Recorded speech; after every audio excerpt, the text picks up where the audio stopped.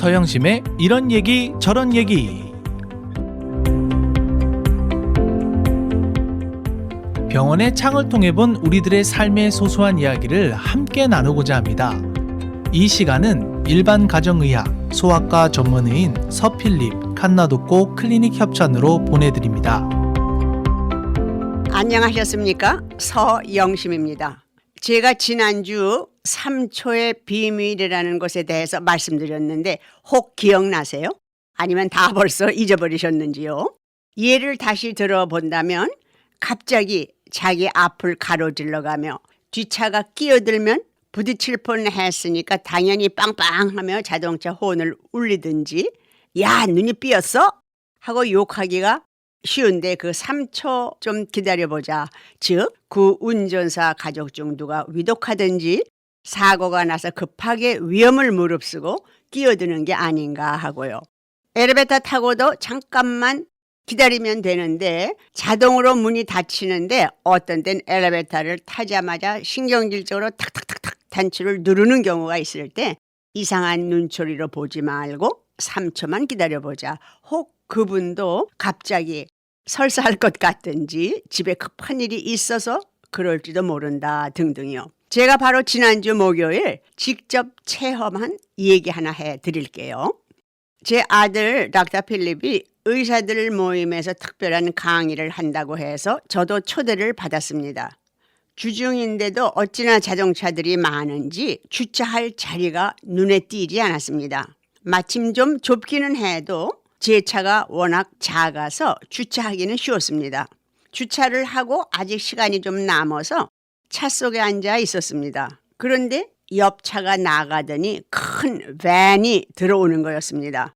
저는 신경이 좀 쓰이면서도 좁아서 주차를 잘 해야 될 텐데 하며 앉아 있는데 뒤로 큰 차를 잘 파킹하는 것이었습니다. 안심하고 있는데 웬걸요. 겨우 주차한 좁은 간격에서 내리면서 문을 콱 여는 바람에 차 안에 앉은 제가 충격을 느낄 정도로 제 차의 문 있는 쪽을 세게 건드리며 소리까지 났습니다. 저는 문을 열고 내리려다가 3초의 기적 생각이 났습니다. 그 정도로는 차가 흉하도록 우그러들지도 않았을 거고 문에 부딪혀 페인트 정도 벗겨지는 것이라면 참아도 되지. 일부러 그런 것도 아닌데 하며 있는데 차에서 내리면서 제가 차 안에 있는 걸 보더니 미안하다고 고개를 몇 번이나 숙였습니다. 전 창문도 열지 않고 손짓으로만 괜찮다고 그분을 보냈습니다. 조금 있다가 시간이 되어서 차에서 내려서 미팅 장소에 들어가려니까 제 차를 건드린 분이 바로 그 미팅 테이블에 앉아 계시더라고요. 그분도 저도 깜짝 놀랐지요. 그리고 미팅을 시작하는데 사회자가 저를 일으켜 세워서 닥터 필립의 어머니라고 소개를 하였습니다.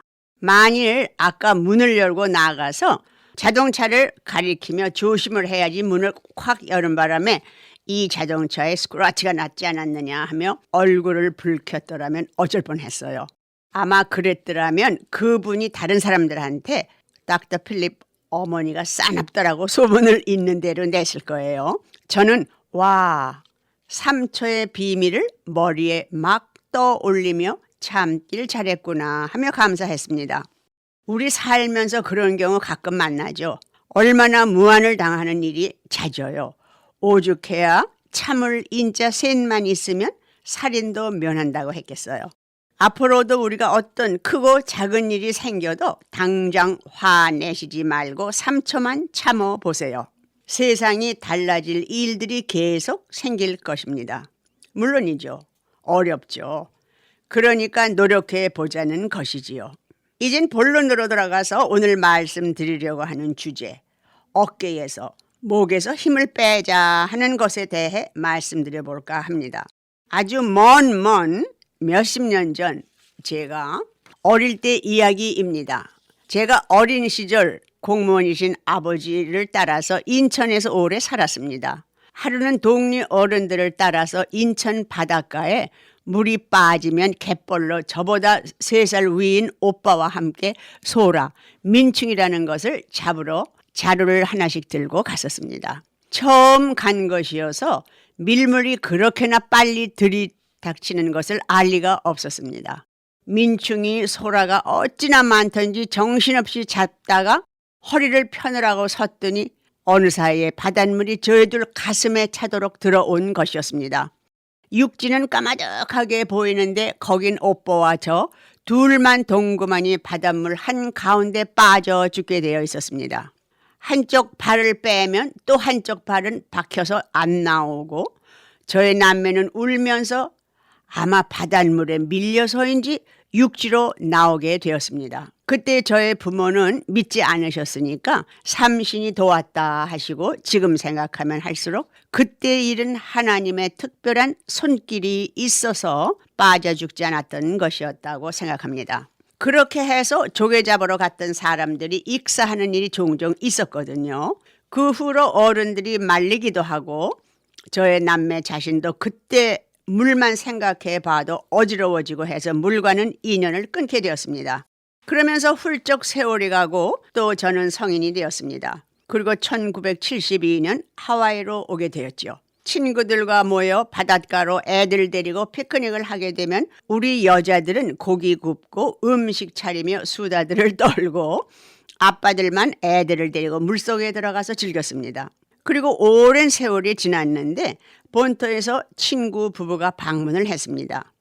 넷이서 바다에 가서 남편들은 수영을 하고 저와 제 친구는 수영을 못하니까 물에서 펄쩍펄쩍 뛰기만 했습니다. 다음 날도 역시요. 그랬더니 아주 수영을 잘하시는 백인 할아버지가 계셨는데 남편들께 가서 너희 부인들은 왜 수영을 안 하고 저렇게 펄쩍펄쩍거리만 있느냐고요. 물론 수영을 못해서 그렇다고 했겠지요. 그때까지만 해도 저희 둘은 너무나 밀린 얘기가 많아서 누가 본다고는 생각도 못하고 얘기하기에 바빴습니다. 그럼 음악 한 곡 들으시고 다시 계속하겠습니다.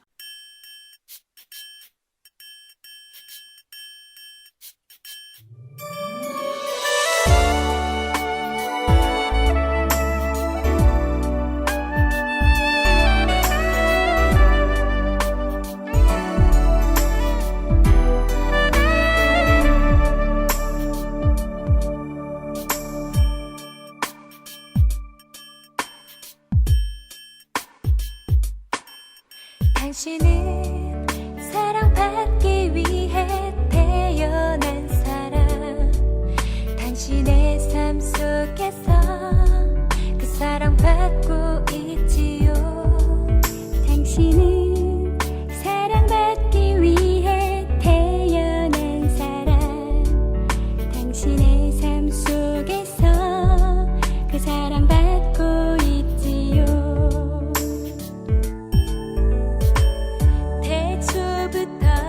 시작된 하나님의 사랑은 우리의 만남을 통해 열매를 맺고 당신이 세상에 존재함으로 인해 우리에겐 얼마나 그게 계기가 되어서 친구 부부가 떠난 이후도 저희 부부는 매일 새벽 바닷가를 찾아갔습니다. 제 남편은 수영을 즐기고 저는 그 할아버지한테서 수영을 배우게 되었습니다. 수영을 잘 하는 것과 잘 가리킨다는 것은 달랐습니다. 이분은 정말 잘 가리키는 분이었습니다. 저는 물에 놀란 적이 있기 때문에 발이 땅에 닿는 얕은 곳인데도 물속에 몸을 잠기고 몸을 물에 맡긴다는 것은 너무나도 무서웠습니다.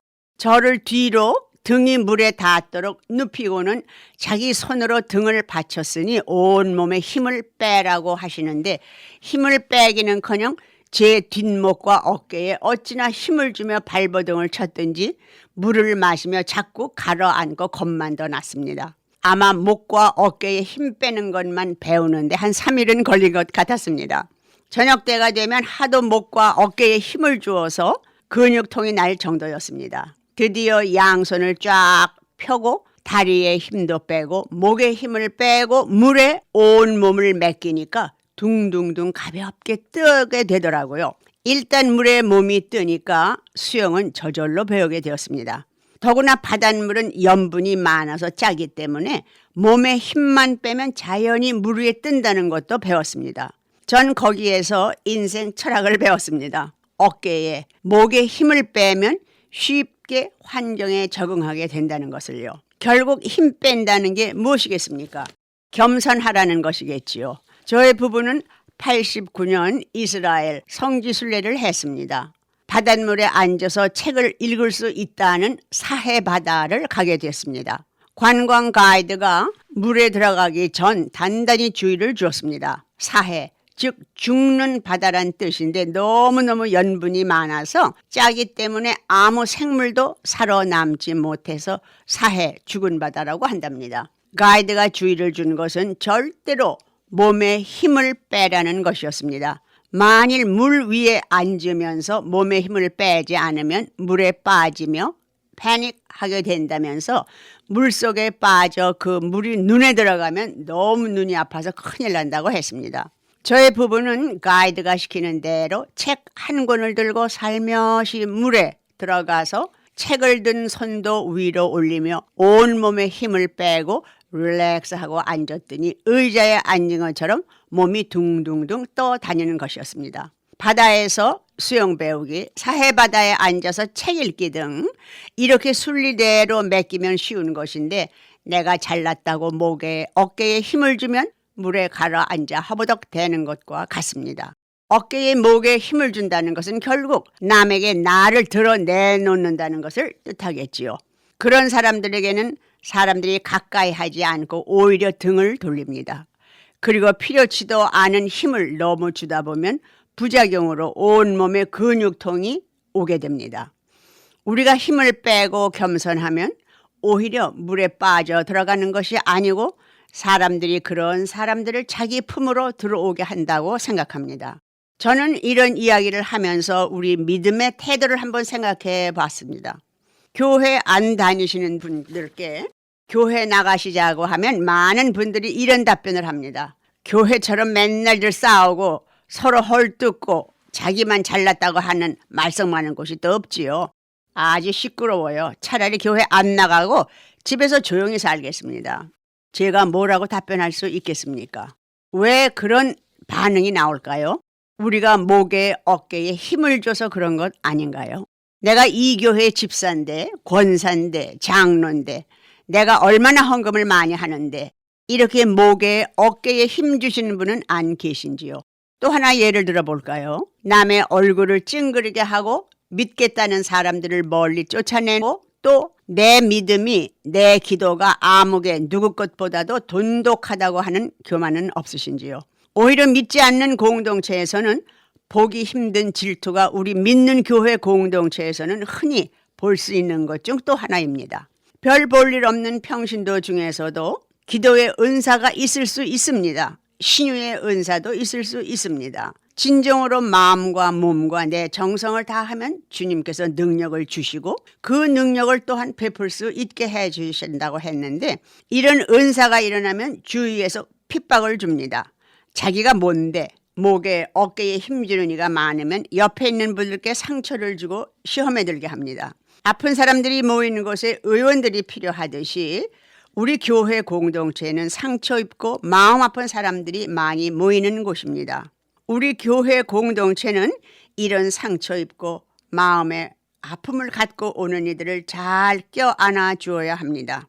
어깨에 힘주고 목에 힘주는 이들로 꽉 차 있는 공동체에서는 아픈 사람이 치유를 받을 수가 없고 아름다운 열매도 맺을 수가 없습니다. 이솝 이야기, 햇님과 바람 이야기 아시죠? 잠깐 묵상하며 내 어깨에 힘을 주고 있지는 않나? 내 몸에 힘주고 목을 꼿꼿하게 들고 있지는 않나? 뒤돌아보면 어떠시겠어요? 상처 입은 이들, 병자들이 와서 포근히 안길 수 있는 게 여러분의 따뜻한 가슴을 벌려 안아주시지 않겠습니까? 그럼 다음 이 시간까지 안녕히 계십시오.